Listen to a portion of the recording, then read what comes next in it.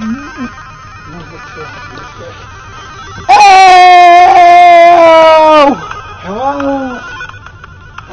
And apologize to the fans. Sorry for stalling this one so You stalled badly. this for so many fucking weeks. I'm sorry. Do your voice. Which one? Please forgive me. Please forgive me. Anyway. Welcome to the After Bomb Blunder Part 4. Where today we look at... Oh my. Tiger Philharmonic something.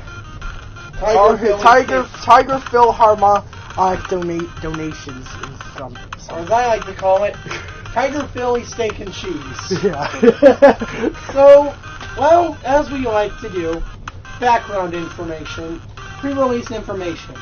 Well, this episode's title was leaked. It was leaked along with Gem Harvest and Super Watermelon actually, Islands. the other 26 episodes. Alright. Season 2. And we were confused. We never got this episode. This episode was just the ghost episode. Nobody knew when it was coming out. Fuck me, I thought Beach Shorts was an inside. Beach Shorts is probably just an inside joke. But then, well, it was announced as this 5 week thing after a Steven bomb. And they finally kept their word on it and aired the episode. Now, what did people actually think would have happened in this episode? Two things. One, that ending line, that line from Amethyst and Back to the Barn. Pearl would come wrestling with them. And two, we'd see Smoky Quartz wrestling with Pearl. However, people didn't think into the definition. And Philanthropist. Philanthropist means someone who gives things away. So everyone was like, "Hey, what if Steven's trying and bringing Tiger Millionaire back as a donation service instead of a wrestler?" No, he hyped it up a lot. At least kept seeing Tiger. We got seeing Purple Puma in season 3. Like, Amethyst would not stop using that form. In hell, even in Adventures in Light Distortion portion. That scene, you remember that scene, right? Yeah. Cool. Puma Cub. And then alternately aired. Yeah. And let's just get into it. Reactions are mixed. It's a very divided. This is very divided. Now, when I first watched this episode, I didn't really think much of it. Probably because I was kind of distracted. Or you were kind of tired. I was kind of tired while I was watching it, staying up all night. But when I rewatched, I actually enjoyed it more than my first time. Well, me, on the other hand, still just as disappointed. I was not impressed. I only laughed like once. So, how does the episode start? The most ridiculous way imaginable. The most random way imaginable. Just forwarding into the Beach City underground, where Steven and Amethyst beat the shit out of Sharkamania, and it doesn't end. Beat the shit out of Mr. Seafood Pasta Mania over here. Okay, let's just point out all the jokes. Yeah. Okay. Anyways, so after beating Shark Hogan and they cheer and Purple Puma gets down, decides he quits. Which is very out of character. I can understand now. The Amethyst was starting to get tired of this. I mean, after gaining more self-esteem, and finally being comfortable with herself after performing Smoky Quartz to the course. I mean, this is the first time the Underground was seen since season 1. Yeah.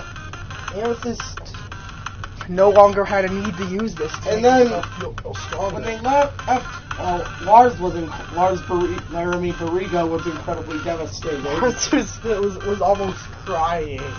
And the next day... Well, hey, let's not forget, you can have other ways to have fun. Amethyst, no!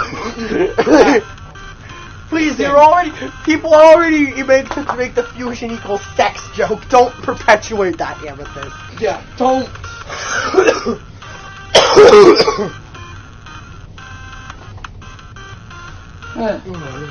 Then the next day, Steven heads to the Big Donut. And he's trying to ask Lars, and he pulls Cube Lars.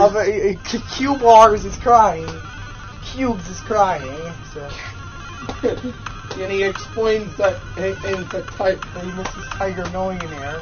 And now he's just. And then the way Steven words things as if he's heard things makes you say, yeah, because it always points out her stupid theory that Steven is not Tiger Millionaire. Tiger's like 7 feet tall and ripped. What? Excuse me.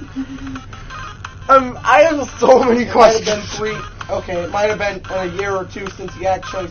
Might have been 2 or 3 years since he saw a tiger. So I guess he wrongfully assumed that. And then, but he saw. What? What? What do you mean? You saw Tiger Millionaire the night before. Yeah, the night. Okay, seriously. What Lars says doesn't make any sense. I think Lars is just talking out his sexual fantasies. Yeah. Okay, and then as Steven leaves, Sadie says, "Oh, come on, it's Steven. It's Steven, right? It's him, right?" And then later that night, well, Steven goes back to the underground wrestling, and wearing his clothes, and jumps up onto the ring, reveals himself. Then he decides to come back as Tiger Philharmonic Donations. Philly Steak and Cheese. Philanthropist. Tiger Philanthropist. Or he gives away his money. Tiger Philanthropist. No. Okay, so anyways. And, well, he kicks everyone's ass. And kicks everyone's ass and hopes to impress Lars. Harley looks unimpressed. Goes back next day and Lars is just so confused pissed and hates the angle that Tiger is taking on the whole issue. So, and Steven practically starts an outburst asking what Lars wants. And he says that he doesn't even know what he wants for breakfast half the time. So, I don't know what I want for dinner half the time, Lars. You're not alone there. Yeah, that's true. So, then Steven then goes back and later that night, Steven gives up his fucking gives up the tag team titles. And competitors show up and then Amethyst shows up and looks at Steven and anticlimactically. I thought Amethyst was gonna headbutt Steven there. But no, just hug. And then, while they're having their fucking moment, they get their asses kicked on purpose. Yeah, on purpose. They get their asses kicked. They could have at least fought. They could have at least. If someone says they're quitting in a wrestling, giving up their wrestling title, wouldn't one actually try and put up a fight? Well, you expect at least Steven to do so. But no. Anyways, then then the new titles are claimed, and Lars is extremely heartbroken. The last lie. As it zooms in on Steven and Emma. It zooms in on Steven's hair. Okay, that's it. What's your rating? I already know it, but still the same. A 6, you said? Yes. I was not impressed at all. My personal rating is a 9. I was pleasantly surprised when I rewatched this episode. Now, our next review, now if you don't know, we're actually so clear-minded on these reviews. We don't remember a lot of these episodes. Well, except for the last part. I fondly remember the next episode. Which we can't really give a date, because we suck at those. But, anyways, our final score is 7.5. Afterthoughts? Well, this episode, after finally coming out, and after 2 years of waiting, I was extremely bummed. Yeah, so a 6 means okay. An okay episode. And I'm not impressed. That means the episode's fine to watch, but it's nothing, but he'd rather watch other episodes. Yes, I know I might have said that this is when 13th or 17th would be Stephen Bomb 6, but I'm sorry, guys. It couldn't happen. We suck at schedules. We're horrible with schedules. Particularly you. I know. We'll promise to interweave the next Stephen Bomb on a regular basis. I know. We're not going to do a look back on Stephen Bomb 3. I know, unfortunately. Those episodes are still shit. Anyways. Yes, thanks for watching. But wait. Well, I didn't go over my opinions. Oh, right. Well, what really made this episode for me was Lars and Sadie in this one. Yeah, that's probably the only Lars being ridiculously oblivious to everything. He's like 7 feet tall. He's 7 feet tall and ripped. And Sadie is in disbelief at how Lars doesn't realize that it's Steven. It's him, right?